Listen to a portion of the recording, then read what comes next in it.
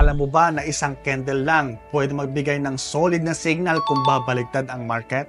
Ang tawag doon ay pin bar. At yan ang topic natin today.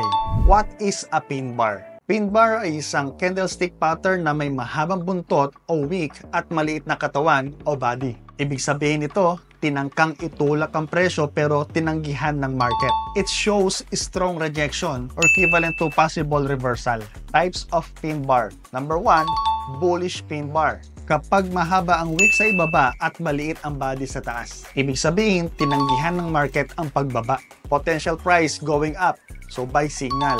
Number 2, bearish pin bar. Kapag mahaba naman ang wick sa taas at maliit ang body sa ibaba. Ibig sabihin, tinanggihan ang pagtaas. Potential price is going down, so sell signal.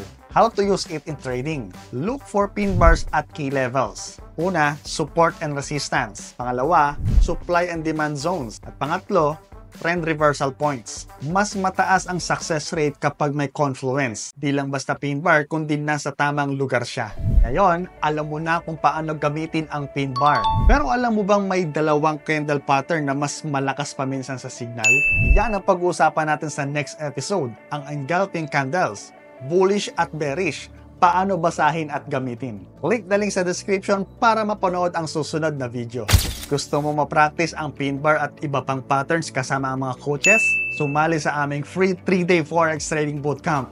May live price action analysis at may step-by-step training. Register now, link sa description or sa ating comment section.